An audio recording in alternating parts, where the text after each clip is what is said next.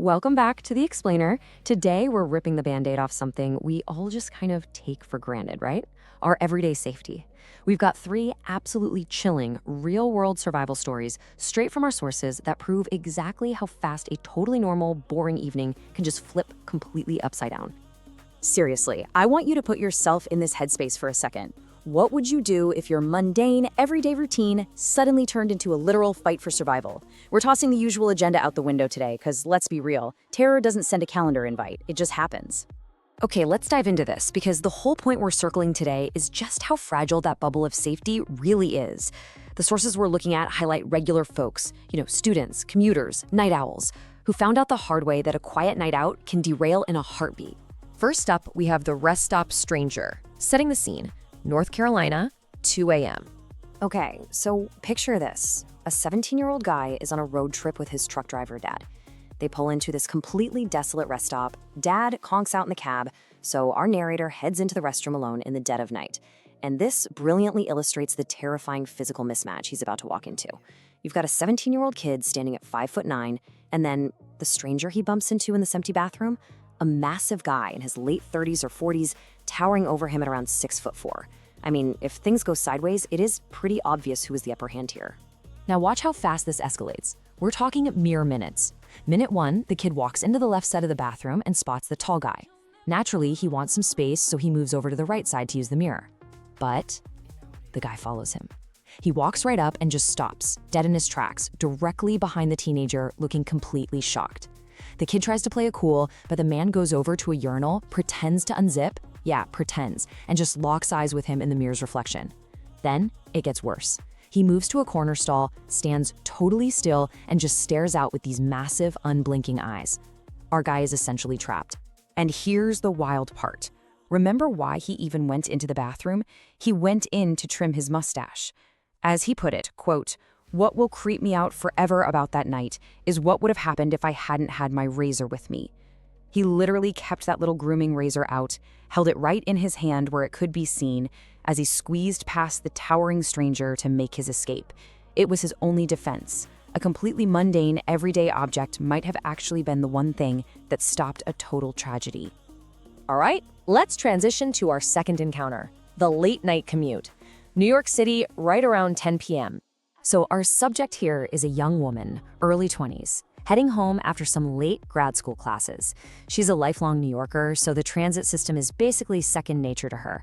But take a look at the sheer distance she's dealing with to get to her sanctuary. First, she's riding one subway line, then transferring to a second one.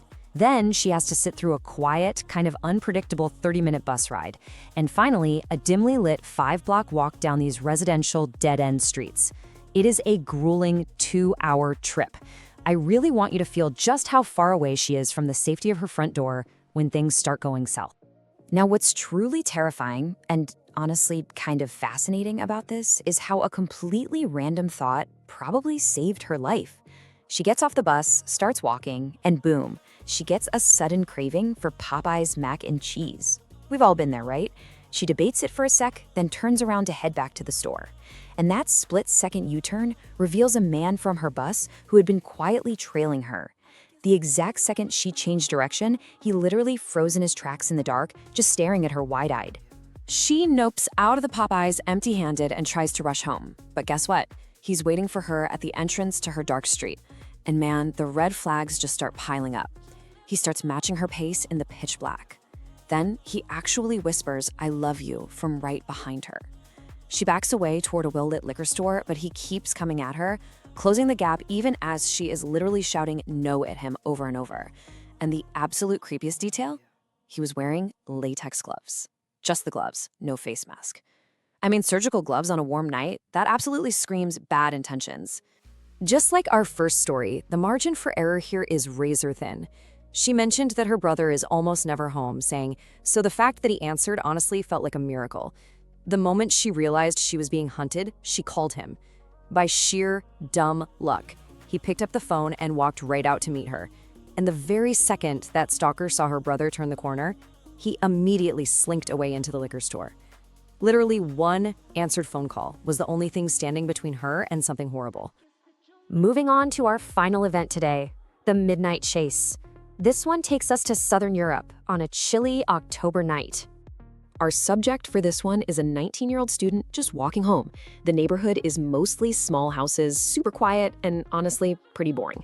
It's that classic false sense of security. He's maybe a 10-minute walk from his front door. He's exhausted, just wants to crash in bed. And then, a sound completely shatters the night. A blood-curdling human scream just slicing right through the dead silence of the street. It was a man's scream, but the source described it as sounding like the guy was in excruciating, blinding pain, like his arm was actively being cut off. Just pause and imagine that sound echoing in the pitch black while you're walking all alone. What happens next plays out exactly like a cinematic horror movie. He hears a second agonizing scream, but this time it's coming from the exact path he needs to take to get to his house. He hurries forward and suddenly, he spots a group of 4 or 5 men in the distance. The absolute second they lock eyes with him, they start sprinting directly at him, shouting stuff he can't even understand. He bolts, he runs for his life, makes it to his front porch, and then the ultimate nightmare cliché happens. His hands are shaking so badly he actually drops his keys on the ground. He scrambles, snatches them up, takes one last look at these frantic guys charging at him, and barely manages to get the door locked behind him before hiding in complete darkness. He immediately dials 112 for emergency dispatch, but the aftermath? Honestly, it's incredibly frustrating and chilling.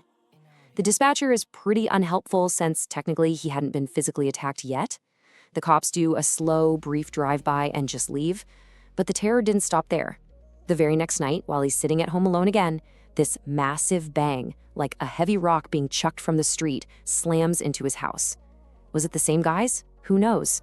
He ended up installing security cameras a week later, but man, that whole ordeal left a permanent scar. Let's move to our final section and see how all this builds up, the lasting psychological impact. Unanswered questions. Because here's the thing, surviving the physical encounter, that's really only half the battle. What ties all 3 of these incredibly intense narratives together is the mental toll they leave behind. The event ends, sure, but the trauma just lingers. And it lingers mostly because of these terrifying, completely unanswered questions. I mean, think about it. What exactly was that towering stranger planning in the corner stall of that empty rest stop? Why in the world was that NYC stalker wearing latex medical gloves in the middle of the night? And in Europe, who on earth was the man screaming in such agonizing pain? Were those guys chasing the student to rob him, or were they actually running away from whatever was causing those horrifying screams? These are the terrifying mysteries that these victims, and now us, are literally never going to get closure on. As the commuter from New York noted in the source material, moments like these seem like they happen so fast when you look back on them. But the reality? Time barely moves while you are actually living through a nightmare. The big psychological takeaway from all our sources today is that an event taking only 3 or 4 minutes can distort your reality forever. It fundamentally alters how you walk down the street, how you look at a stranger passing by, and just how you perceive the entire world around you. Which brings us to the end of our explainer today, and I want to leave you with this final, somewhat provocative thought. How well do you really know your own surroundings?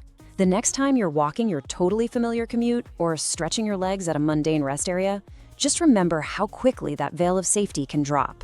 Stay alert, stay safe, and seriously, never take your everyday routine for granted. Thanks for exploring this with me today.